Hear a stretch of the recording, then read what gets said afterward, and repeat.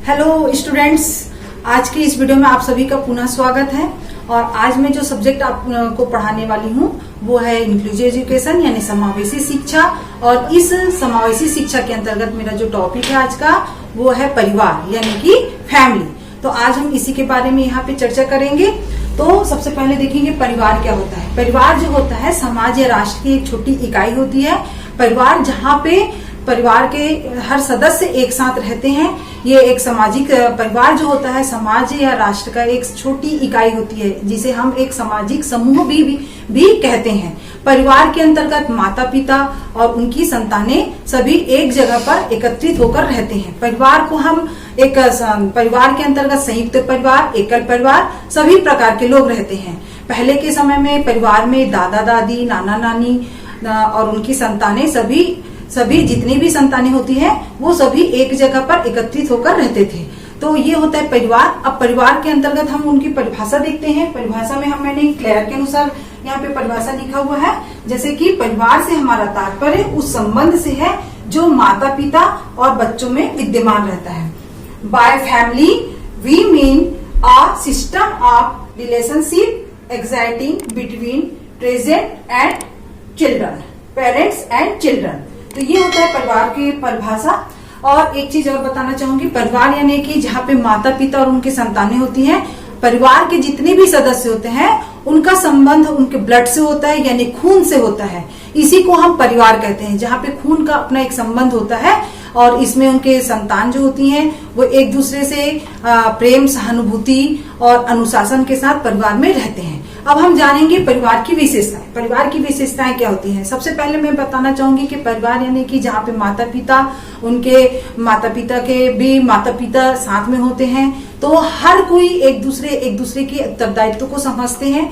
परिवार में जहाँ पे माता पिता होते हैं वो अपने बच्चों के लिए जो भी उत्तरदायित्व होते हैं उनका पूर्ण रूप से निर्वहन करते हैं। जब तक जीवन है तब तक वे अपने बच्चों का लालन पालन पोषण सही दिशा निर्देशानुसार करते हैं। बच्चे जब बड़े होते हैं तो वो भी अपनी जवाबदारियों को जानते हैं कि हम परिवार में रहते हैं तो हमारी क्या जवाबदारी है, क्या हमको हमारे परिवार में रहकर हमको क्या कार्य करना है। परिवार में जहाँ पे सभी लोग रहते हैं वहां पे आवश्यकताएं भी होती है। तो परिवार के जो मुखिया होते हैं वो उनकी जरूरतों को जब तक लाइफ होता है तो वो अपनी बच्चों की जो जितनी भी जिम्मेदारी होती है, उनकी शिक्षा है, उनका रहन सहन है, उनका जीवन यापन है, उनका जो भी खर्च है, उन आवश्यकताओं की पूर्ति परिवार के जो मुखिया होते हैं उनके माध्यम से होता है। और इस प्रकार वे अपने बच्चों के, अपने परिवार के पूर्ण रूप से अपनी जिम्मेदारियों का वहन करते हैं। इसके बाद हम देखेंगे परिवार की आधुनिक युग में परिवार की भूमिका। आधुनिक युग में परिवार की भूमिका तो आज के दौर में हम देखते हैं जहाँ पे प्राचीनतम समय में परिवार जहाँ पे संयुक्त परिवार के रूप में रहते थे। पहले के समय में परिवार का एक अलग ही योगदान रहता था। पहले जहाँ पे लोग एक साथ एक ही परिवार में बहुत सारे लोग रहते थे। ऐसा नहीं है कि सिर्फ माता पिता और उनके 2 बच्चे हैं तो वही साथ में रहेंगे। पहले अगर दादा दादी हैं, अगर उनके दादा हैं, दादा के अगर 4 भाई भी हैं तो उनकी भी फैमिली भी उनके साथ रहते थे। दादा, उनके बच्चे और बच्चे के बच्चे, इस प्रकार एक ही जगह में संयुक्त रूप से सभी लोग रह करके अपने अपने जो कर्तव्य होते थे उसको निभाते हुए एक ही जगह पर एकत्रित होकर रहते थे। और उनके बीच में प्रेम, सहानुभूति, परस्पर सहयोग और एक दूसरे के प्रति जो जवाबदारियां होती है उनको सभी आवश्यकता अनुसार अपने अपने कार्य को पूर्ण रूप से करते थे। परिवार का मतलब ये नहीं होता है कि केवल एक ही व्यक्ति कार्य करे, बाकी लोग कुछ ना करें। ये परिवार का दायित्व नहीं होता है। आवश्यकता अनुसार सभी का अपना अपना कार्य बटा हुआ रहता है और सभी एक ही जगह पे रहकर अपने अपनी कार्यों को पूर्ण रूप से करते हैं। इसी को हम परिवार कहते हैं। और आधुनिक रूप में जो परिवार है उसमें जो है बहुत सारे जो विकास करने की जरूरत है। पहले जो परिवार में रह कर के लोग बच्चों की जैसे जो भी विकास है वो पूर्ण रूप से करते थे। शारीरिक, मानसिक, भौतिक जितनी भी विकास है, संवेगात्मक विकास है, बौद्धिक विकास है, ये सारी विकास को वो परिवार में रहकर ही अपने बच्चों को पूर्ण रूप से पालन पोषण के दरमियान करते थे। और आज के दौर में भी ये सभी आवश्यकताएं बहुत ही जरूरत है। शारीरिक विकास जहाँ जरूरत है वहीं मानसिक विकास की जरूरत है, वहीं पे संवेगात्मक विकास की जरूरत है, वहीं पे आध्यात्मिक और धार्मिक विकास की भी बहुत जरूरत है।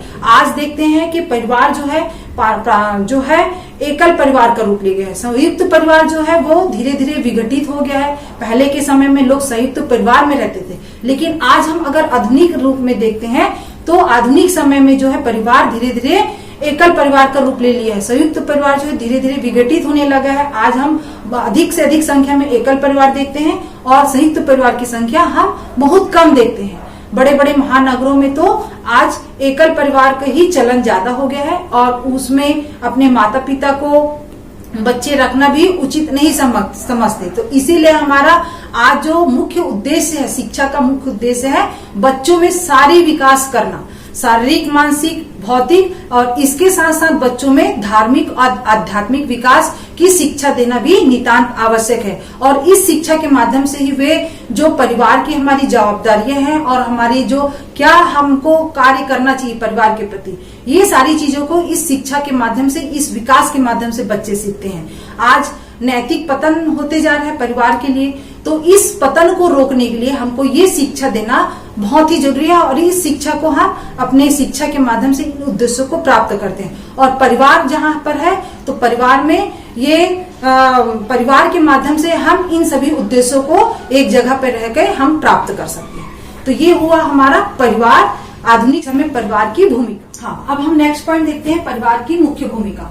इसमें मैंने कुछ पॉइंट्स लिखा है, जैसे कि सार्वभौमिकता, सीमित आकार, उत्तरदायित्व, सामाजिक संगठन का केंद्र, सामाजिक गुणों का विकास, जन्मजात प्रवृत्तियां, परिवार आधार के रूप में, इसके बाद है लास्ट पॉइंट संस्था के रूप में स्थायी। तो सबसे पहले हम देखते हैं सार्वभौमिकता। सार्वभौमिकता मतलब जहाँ पे सभी एक साथ मिलकर रहना, सार्वभौमिकता यानी कि सार्वभौमिकता मतलब ये होता है कि संसार में परिवार एक समाज के रूप में है। परिवार जो है समाज के बीच होता है और हमारा परिवार और समाज, विश्व का ऐसा कोई भी कोना नहीं होगा जहाँ पे परिवार ना हो। परिवार विश्व के हर कोने कोने में एक परिवार है, तो इसलिए हम बोलते हैं और एक एक परिवार मिलकर के समाज बनता है और समाज से मिलकर के पूरा एक संसार का निर्माण होता है। तो इसे ही हम सार्वभौमिकता कहते हैं। इसके बाद सेकंड पॉइंट है सीमित आकार। हम कह सकते हैं कि जो परिवार होता है वहाँ पे जो परिवार के सदस्य होते हैं वहाँ पे सीमित सदस्य होते हैं और इसी को ही हम सीमित आकार बोल सकते हैं। ना ज्यादा परिवार में मुश्किल से 5 सदस्य हो सकते हैं, 4 सदस्य हो सकते हैं या 6 सदस्य हो सकते हैं या 10 सदस्य।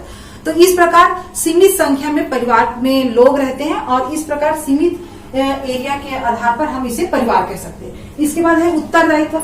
उत्तरदायित्व यानी परिवार में जितने भी सदस्य होते हैं उनका एक उत्तरदायित्व होता है कि हमारा किस समय में कौन सा कार्य करना। खास करके माता पिता जब बच्चों को जन्म देते हैं तो उनका उत्तरदायित्व हो जाता है कि बच्चों को सही संस्कार दे, उनको सही शिक्षा दे और उनको सही समय में रहते हुए उनका सही रूप से उनका लालन पालन पोषण करे और उन्हें सही संस्कार देते हुए उन्हें बड़ा करे। तो हर सदस्य का कार्य होता है कि अपने उत्तरदायित्व को परिवार में रहते हुए निभाएं और हम अपने परिवार की जो कार्य है उसको पूर्ण रूप से करें। इसके बाद नेक्स्ट पॉइंट है सामाजिक संगठन का केंद्र। परिवार को हम सामाजिक संगठन का केंद्र भी कह सकते हैं, जहाँ पे समाज के जहाँ पे परिवार में एक एक सदस्य मिलकर रहते हैं और इस प्रकार एक एक परिवार मिलकर समाज का रूप निर्माण करते हैं और इसे हम परिवार का संगठन का केंद्र कह सकते हैं। और इस प्रकार समय अनुसार परिवार में कुछ न कुछ कार्यक्रम होते हैं और समाज के लोग, परिवार के लोग मिलकर हर कार्य को पूर्ण रूप से करते हैं। नेक्स्ट पॉइंट है सामाजिक गुणों का विकास। हम कह सकते हैं कि परिवार में जब बच्चे जन्म लेते हैं तो वहां पर सामाजिक गुणों का भी विकास होता है। बच्चे माता पिता के द्वारा बच्चों को संस्कार दिए जाते हैं, शिक्षा दिए जाते हैं कि कहाँ पर आपकी क्या जवाबदारियां हैं और समाज में रहते हैं तो एक सभ्य समाज में सभ्य नागरिक का होना बहुत जरूरी होता है। और ये सारी शिक्षाएं जो है एक अच्छे माता पिता के द्वारा और घर के अगर जितने भी सदस्य हैं उनके द्वारा भी ये सब चीज को बताया जाता है। इस प्रकार बालक जो है अपने परिवार में रह करके सारे चीजों को, सारे संस्कार को, सारे धर्म को, मर्यादा को, अनुशासन को रह करके ही सीखता है। इसलिए बोला जाता है कि सामाजिक गुणों का विकास यानी परिवार में रहकर बालक जो है सामाजिक गुणों का भी विकास कर सकता है। नेक्स्ट पॉइंट है जन्मजात प्रवृत्तियां। हम कह सकते हैं कि परिवार में जब बालक का जन्म होता है, बच्चे का जन्म होता है तो कुछ गुण ऐसे होते हैं जो उन्हें अपने माता पिता के द्वारा जन्मजात एक जीन्स के माध्यम से उनको वो गुण प्राप्त होता है और यह जो गुण जो होता है बच्चे में पीढ़ी दर पीढ़ी वो अग्रसर होता है। कुछ गुण जो होते हैं दादा दादी से प्राप्त होते हैं, कुछ गुण जो होते हैं उनके अपने परदादा से प्राप्त होते हैं, और कुछ गुण होते हैं उनके अपना नाना नानी के फैमिली से भी प्राप्त होते हैं। तो कुछ गुण जो होते हैं उनको एक जन्मजात मिलता है जो पीढ़ी दर पीढ़ी चलते जाता है। इसके बाद कुछ जो है नेक्स्ट पॉइंट, संस्था के रूप में स्थायी। तो हम कह सकते हैं कि जो परिवार होता है एक संस्था होता है जहां पे लोग रहते हैं और अपने अपने कार्यों को पूर्ण रूप से करते हैं, अपनी जवाबदारियों को पूर्ण रूप से निर्वहन करते हैं। और हम परिवार को एक संस्था कह सकते हैं जहां पे एक एक लोग मिलकर अपने कार्यों को बहुत अच्छे ढंग से करते हैं, और परिवार को ही हम संस्था का नाम भी देते हैं। अब हम नेक्स्ट पॉइंट देखते हैं, विशिष्ट आवश्यकता वाले बालकों में परिवार की भूमिका, यानी role of family in special need children. तो यहाँ पर मैंने कुछ पॉइंट्स लिखा है कि जैसे कौन कौन सा विकास है जो इन बच्चों के लिए आवश्यक होता है। सबसे पहले है शारीरिक विकास, सेकंड है मानसिक विकास, थर्ड है नैतिक विकास, फोर्थ है सामाजिक विकास, फिफ्थ है भावनात्मक विकास, सिक्स है नागरिक विकास। तो ये विकास को हम इस पॉइंट्स के अंतर्गत देखेंगे। तो सबसे पहले है शारीरिक विकास। तो जब विशिष्ट बालक जो होते हैं जब जन्म लेते हैं तो परिवार का दायित्व होता है कि विशिष्ट आवश्यकता वाले बालक को विशेष रूप से ध्यान दें। उनकी शारीरिक विकास, जैसे विशिष्ट आवश्यकता वाले जो बालक होते हैं वो शारीरिक रूप से विकलांग हो सकते हैं, मानसिक रूप से विकलांग हो सकते हैं, अपंग, हाथ पैर से अपंग हो सकते हैं, बोलने में उनकी बोलने की क्षमता कम हो सकती है, देखने की क्षमता कम हो सकती है, या सुनने की क्षमता कम हो सकती है। तो इस प्रकार के जब बालक में अगर शारीरिक समस्या होती है तो इन बच्चों को विशेष पालन पोषण की आवश्यकता होती है, विशेष पोषण देने की आवश्यकता होती है, और इन बच्चों को जो ध्यान देने की आवश्यकता होती है इनके परिवार के माध्यम से होता है। और खास करके अगर माता पिता है और उनके बच्चे अगर इस प्रकार के हैं तो माता पिता का दायित्व होता है कि इन बच्चों को बहुत अच्छे ढंग से उनका लालन पालन करे, उन्हें अच्छी शिक्षा दे और उनका विशेष उपचार कराए। समय समय पर उनको चिकित्सीय परामर्श लेना चाहिए, चिकित्सक से उनकी दवाइयां प्राप्त करनी चाहिए, और जो समय अनुसार उनकी विशेष देखभाल और उपचार करनी चाहिए। तभी उनका शारीरिक विकास बहुत अच्छे ढंग से हो सकता है, उनकी जो भी समस्या है वो धीरे धीरे कम होती जाती है, और इस प्रकार उनका शारीरिक विकास बहुत अच्छे ढंग से होता है। सेकंड पॉइंट है मानसिक विकास यानी मेंटल डेवलपमेंट। मेंटल डेवलपमेंट यानी जैसे कि बच्चे जब जन्म लेते हैं तो कुछ जो उनका विकास होता है यानी कुछ गुण जो होता है वो उनको जन्मजात वो शक्तियां प्राप्त होती है, पर जो कुछ बाकी के जो गुण हैं वो परिवार में रह करके सीखते हैं। जब बच्चे थोड़े बड़े हो जाते हैं और जो विद्यालय जाते हैं यानी स्कूल जाते हैं तो वहां पर भी वो बच्चे रह करके भी शिक्षा की बातों को सीखते हैं, और इस प्रकार उनके जो लोगों के साथ विद्यालय में पहुंचने के बाद बालक जो है अन्य साथियों के साथ यानी अपने बालक जो है वो और कक्षा में पढ़ने वाले विद्यार्थियों के साथ रह करके कुछ बातों को सीखता है। विद्यालय में जब जाने के बाद बच्चे शिक्षक के माध्यम से पढ़ाई गई बातों को सुनता है, समझता है, उसे अवलोकन करता है और उसको अनुकरण करता है। इस प्रकार उनकी जो मानसिक शक्तियां हैं, मानसिक विकास है वो बहुत अच्छे ढंग से होता है, पूर्ण विकास होता है। बालक समाज में रह करके, विद्यालय में रह करके हर बातों को सीखता है, समझता है, उसे आत्मसात करता है। इस प्रकार धीरे धीरे धीरे उनका मानसिक विकास पूर्ण रूप से हो जाता है। थर्ड पॉइंट देखते हैं नैतिक विकास यानी मोरल डेवलपमेंट। मोरल डेवलपमेंट यानी कि बच्चे जो है ऐसी शिक्षा जो है घर से लेकर बाहर सभी जगह कहीं न कहीं किसी न किसी रूप में सीखते हैं। खास करके जब बच्चे छोटे होते हैं तो घर में माता पिता के माध्यम से, अपने दादा दादी के माध्यम से या नाना नानी के माध्यम से ऐसी कई ऐसी बातें होती है जो उनके द्वारा एक कहानी के रूप में बताया जाता है, और उनसे जो शिक्षा मिलती है यानी उसे हम नैतिक शिक्षा बोलते हैं, जो उन्हें सिखाया जाता है इस कहानी के माध्यम से या कविता के माध्यम से या कोई छोटी मोटी घर में ऐसी कोई चर्चा होती है तो उसके माध्यम से नैतिक शिक्षा दी जाती है। जब बालक थोड़ा बड़ा होता है और विद्यालय जाते हैं तो वहां पर भी शिक्षक के माध्यम से ऐसी कई एक सब्जेक्ट होता है नैतिक शिक्षा, जिसके माध्यम से बच्चों को कहानी के माध्यम से, खेलकूद के माध्यम से या कोई एक्टिविटी के माध्यम से ये नैतिक शिक्षा दिया जाता है, जिससे बच्चे हमारा क्या फर्ज है, क्या कर्तव्य है, हमारे से बड़े छोटे के बीच में हमारे को कैसा व्यवहार करना चाहिए, ऐसे कहा हमको हमें अपने बड़े छोटे का मान सम्मान, प्रेम, सहानुभूति, ये सारे व्यवहारों को ये नैतिक शिक्षा के माध्यम से सिखाया जाता है। तो ये होता है नैतिक विकास। इसके बाद है हम सामाजिक विकास देखते हैं यानी सोशल डेवलपमेंट। सोशल डेवलपमेंट यानी जहाँ बालक परिवार में रहते हैं, बालक का जो होता है एक जन्म से जब बालक जब जन्म लेता है तभी से वो एक सामाजिक बालक कहलाने लगता है और एक सामाजिक व्यक्ति बड़े होने के बाद वो एक सामाजिक व्यक्ति बनता है। समाज में रहकर ही, परिवार में रहने के बाद बालक धीरे धीरे समाज के क्या, हमारा परिवार के प्रति क्या कर्तव्य है, वैसे ही परिवार के साथ साथ समाज में अगर होने के बाद समाज में हमारा क्या कर्तव्य होता है, समाज के क्या क्या कार्यक्रम होते हैं और समाज के बीच में रहकर हमारी क्या जवाबदारी है, वो सारी चीजों को समाज में रहने के पश्चात ही बालक सीखता और समझता है और सामाजिक गुणों को आत्मसात करता है। समय समय पे सामाजिक जो कार्यक्रम होते हैं उसमें हमें बालक को सिखाना चाहिए कि वहाँ पे आपका कार्य है, वहाँ पे आपकी क्या जवाबदारियां है, तो उसे पूर्ण करना चाहिए। समाज में रहकर ही बालक एक सामाजिक व्यक्ति बनता है और समाज के हर अच्छे बातों को वो आत्मसात करता है और एक बड़े होने के पश्चात वो कर्तव्यों का पालन करता है। इस प्रकार हम कह सकते हैं सामाजिक गुणों का विकास समाज में रह करके वो सीखता है। इसके बाद है भावनात्मक विकास यानी इमोशनल डेवलपमेंट। जैसे कि इतने सारे विकास को मैंने बताया, उसी प्रकार भावनात्मक विकास, तो हमारा फर्ज होता है जब बालक परिवार में जन्म लेता है तो उसे हमें विशेष प्यार और सहानुभूति प्रदान करना चाहिए। खास करके अगर विशेष बालक है तो उन्हें तो हमें विशेष ध्यान देना चाहिए, उन्हें अच्छे वातावरण प्रदान करना चाहिए, उन्हें जन्म के साथ ही उन्हें विशेष ध्यान देना चाहिए, उनके साथ मीठे व्यवहार करना चाहिए, उनके साथ ऐसे भाषा का उपयोग करें जिससे उन्हें अच्छा लगे, उनके साथ ऐसे हीन भावना से ना देखे, ना उनके साथ उन्हें हीन दृष्टि से देखे, ना उन्हें हीन भावना से उनके साथ व्यवहार किया जाए। अगर हम उनके साथ गलत व्यवहार करते हैं, गलत भाषा का उपयोग करते हैं तो वो अपने आप से ही वो इमोशनली उनका विकास नहीं हो पाता है। ऐसे बच्चों को हमें संवेगात्मक विकास, भावनात्मक विकास देने के लिए उनके साथ विशेष प्रोत्साहन, विशेष ध्यान, विशेष प्रेम और सहानुभूति प्रदान करना हमारा कर्तव्य होता है।